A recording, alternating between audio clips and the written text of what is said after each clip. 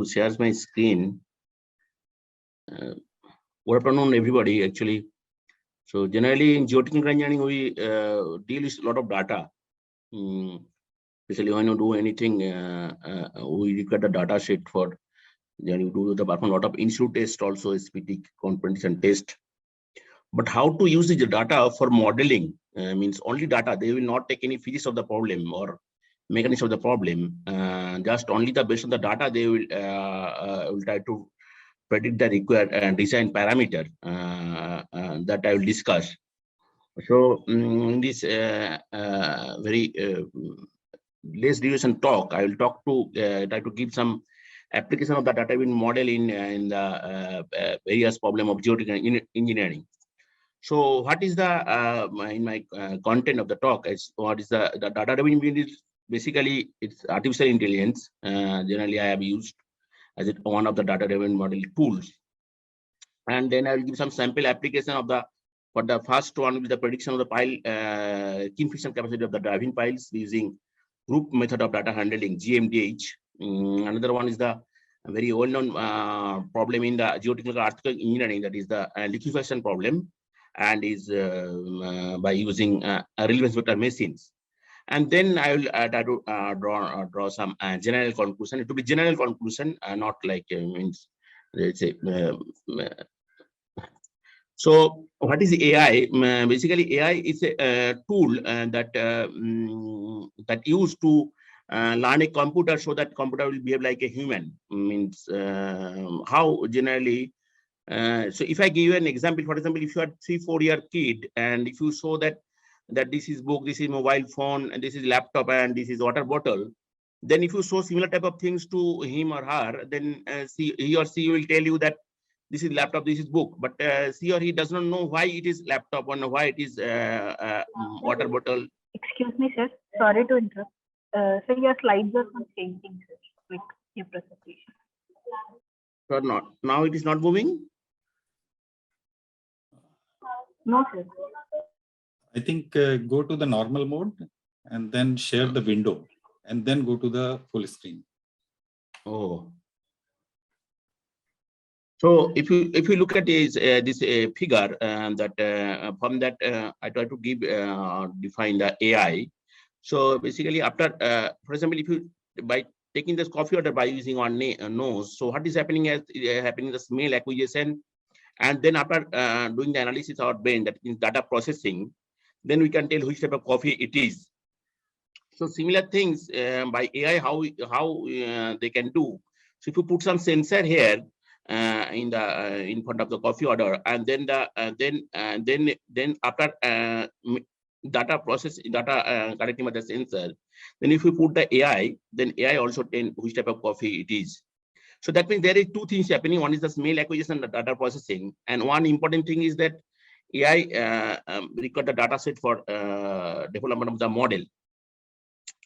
So what are the branches of the AI? Generally, we know that is the one is the robotics, one is the vision system, learning system, natural language processing, neural networks, and expert system. Generally, in civil engineering, we deal with the neural networks and expert system.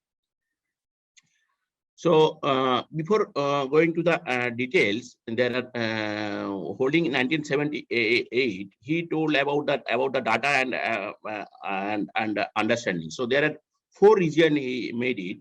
So in region 1 and 3 is not for the geoengineering problem, because generally we have very less amount of data set is there, because all geotechnical testing is very expensive, especially in-situ testing. So we generally geotechnical engineering falls the region 2 and region 4. So region 4 actually there is a limited data and little understanding. That is quite obvious because we are using very limited number of data, and so it can give the little understanding. And region 2 is that that is very good actually, because it's limited and a good understanding. So we generally, if we go in this approach, then it will be good for the solving any problem in geotechnical engineering. Now coming back to the first model, I have used the group method of data handling GMDH for the prediction of the pile capacity. So GMDH actually is developed by the Ivanenko in 1971. It's basically self-organizing and complex approach approach by building a feed-forward network function. And it automatically determines the hidden layer, other layers along the with neurons in this layer and optimal model structure. In general, there is the output and input relationships given by this equation. That y is the output and x is the input. So, for example, in pile foundation problem, so x will be your soil parameter and the pile length, pile depth, and y will be the pile capacity. And n is equal to your n is the number of observation of the each variable, and b is the model coefficient. So a quadratic polynomial will be given by this equation. In the next step, actually, to find in the unknown coefficient, the input and output variables can be reconstructed in the following form. So after doing this, so equation 2, we can write in this y is equal to a into b, where b is the vector of model coefficient of polynomial and y is the output vector. And while matrix A can be expressed in the following equation numbers in the following format. So now coming to the skin friction capacity of the drive-in piles, that is depends on the various parameter, and data set has been collected from the work of the GO, that is the length of the pile and diameter of the pile, and effective vertical stress and unending shear strength, and that give the pile capacity.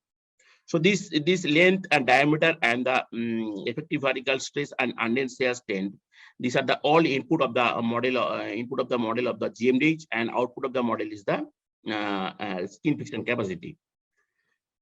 So the next step is very important, because after getting the data set from the experimental part, then what you do, divide the data set into two parts, and that is one is a training data set and is a testing data set, and that has been dividation has been done by the randomly.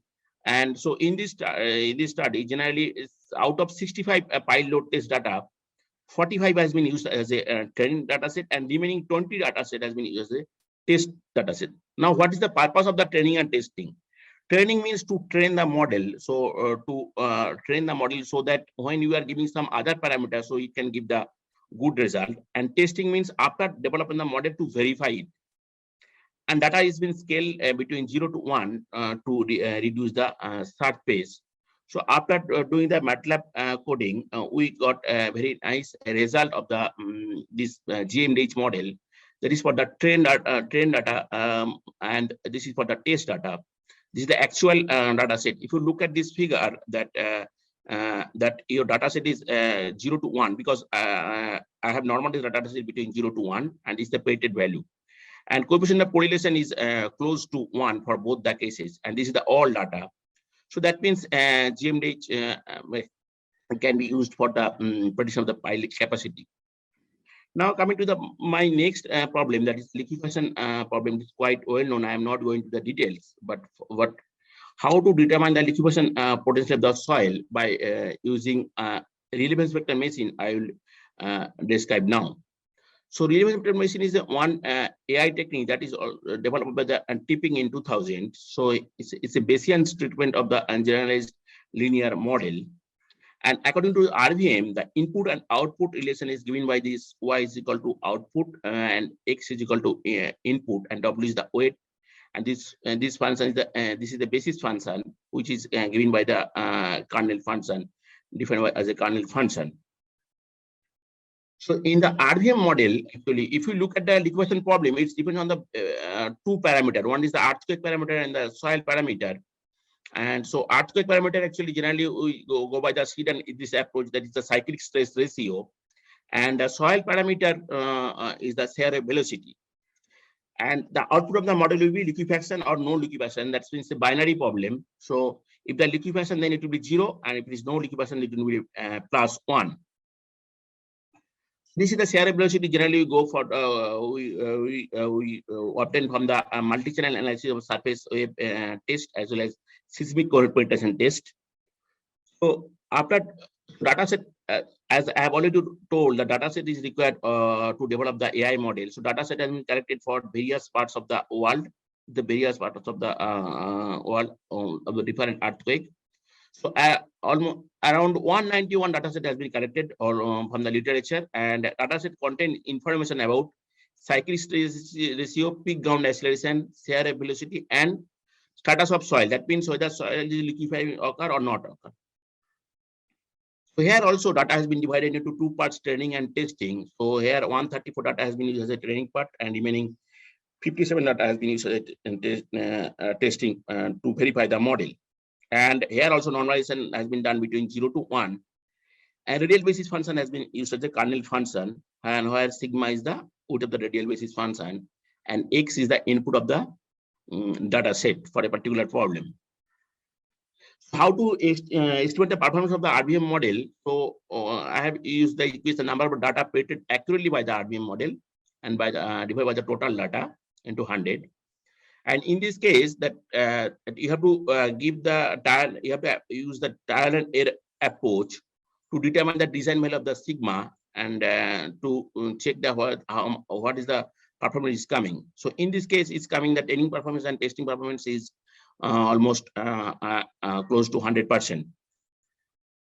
So one nice thing is the RVM model, that it gives a very nice equation in the and so that you can use this equation for the practical purpose. For example, if you want to calculate the liquefaction potential of the soil for any place, then you put the calculate the what is the CSR value at that place and what is the shear velocity at that point. Then you put into the x, and x is the input of the training data set, and W value will get from this graph. So in this way, you can calculate whether soil will liquefy or not liquefy.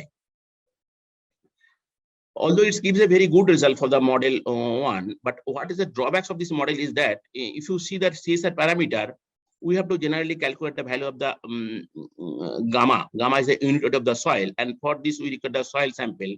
But generally, whatever the VS techniques we have, generally MSW as well as seismic computation test does not give any soil sample. So that means only these two tests you cannot use the model 1. You have to do again boring, and you have to take the soil sample to get the unit weight of the soil. So what I have done, I have changed the parameter into peak ground acceleration and shear velocity, and remains all things are same, means output also same, and same training data set, testing data set, and normalization technique as well as kernel function. And interestingly, in this case also the performance has been not changed, only the number of support number of regression has been changed, and performance is almost 100%. So this also is a very nice equation to determine the liquefaction susceptibility of the soil. So this equation I am showing the expressive way to get an idea how to use this equation. For example, you want to calculate the liquefaction potential at the point A, then you calculate what is the shear velocity at that point by using these two tests, and then you what is the peak ground acceleration for a particular earthquake here, and then you put this equation in this equation, then you can tell which type of soil it is. Now I'm to conclude my topic is that one is what first point is very important, that so although it's giving very good result AI model, you cannot use this AI model as a blindly. You have to use your own experience as well as practical experience, and you have to analyze thoroughly also. Second point is quite is interesting. It reduces the cost of the project because it can reduce the number of tests, soil tests. So in this way, it can reduce the cost of the project. Now, this is some of the book I have edited in the Elsevier as well as Springer. So this is a very basic book in the for the AI technique in the geotechnical application. This is some of the probabilistic model. Here actually it has been covered the reliability and risk analysis by using machine learning, how to do these things. So this is a sort of my margin author profile, and thank you. Thanks for your kind attention. Thank you, Professor Piyush. It is an interesting topic indeed. I guess there might be some questions in future, but in the meantime, probably I can ask a couple of questions on this interesting aspect. So in the data that you had presented, it's I think about several studies that you have gathered from literature. Is that correct? Yeah. And yeah, that, are you talking about the liquefaction data? Yeah, liquefaction data. Yeah.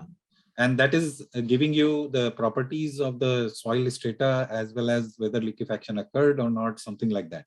Absolutely. Based on that, your AI model is able to predict by training from that data in a way, Yeah. right? Now, Yeah, if I absolutely. look at some of the prediction data, right? So it's Yeah. like a model itself that is giving you prediction, isn't it? Yeah.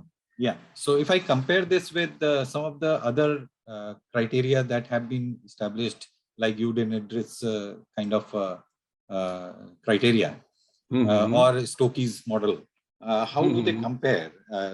Is there any correlation, or they are far apart? No, there is no far apart, actually. There is no far apart. Actually, I have not shown here during my PhD studies, I have done some same type of things what you have told. Some experiment in that some of the point, and then I have calculated that the SPT value as well as cerebellity and competition test also, and then I have put into the model this data into the model, and I have checked that with the that standard procedure, Idris and Boulanger approach and Andrews and Stokes approach. It's coming quite almost same type of result is there, but always there is some differences there. There is no doubt. But one thing I can tell you that here actually in the second model, if you look at that, I have to not calculate the CSR value. If I only work with the peak ground isolation, so that means we can a lot of things we can omit, because especially the RD stress reaction factor. It's actually many equations are available in the literature. And so peak ground isolation and cerebellity, if you take less parameter, then automatically the uncertainty involved will be less. If you take more parameter, more uncertainty will be there, and it will more model will be more complex. So, but one thing I can give you a caution that I have not done extensive study. For that, maybe I have to do some. For example, if I do around 100 boreholes and SPT test for a particular place, where the liquefaction can occur, and then I can check with these things. I think that will give you a very good comparison. And it's I agree. very, I think thanks for making that comment, because that is where my next question was. That are you comfortable with the current situation, or you want more data to be trained in? No. I generally I cannot comment that we need always more data. More data means it will give the good result. Yeah. But the problem is the handling of the more data, because if you look at that now, that's why the big data concept is coming to the picture. Because if you see that everywhere, somewhere in every day there is some institute is going on. If you consider that in India also. So that means there is a big data means every day you are getting new data. So how we can use this data for a particular machine learning model, and how to storage the data, how you can go the continuous flow of this data, so that your model can adapt this type of things for a future prediction. Yeah, and I'm sure you are looking into quality of data as well, right? Yeah, obviously, quality of data is very important. I think it's one of the most important, because SPT is very, I think, very uncertainty is there compared to the CPT test. And soil, we know, everybody will know that soil is a very heterogeneous material. Yeah, Mitji. You had a question? Yeah, actually, I wanted to know which learning Professor Piyush have used. Is it supervised or unsupervised learning? Was my question. Of course, data is wealth. Yeah.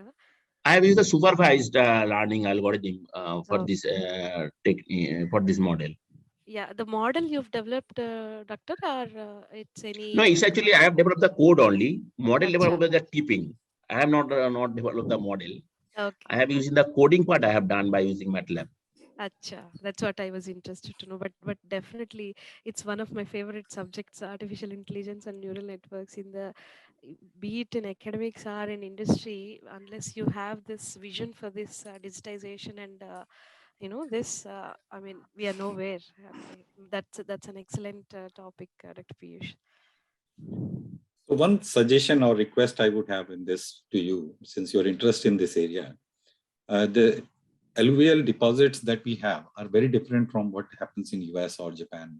And most of the time we end up using data from those two places. So it is important to work on this aspect for only indigenous data as well. I'm sure the data is not available yet enough, but I'm sure you will be looking forward to it. Yeah, it's a very nice suggestion. It's a give them a new research direction also. But the problem I am facing actually means as far as Indian context to getting the data. I agree. So I think we we'll work also- on that for next 5-10 years. Of course, we will reach somewhere. Yeah. Yeah. So thank you again for your nice presentation, and we learned a lot. And I hope you continue to be with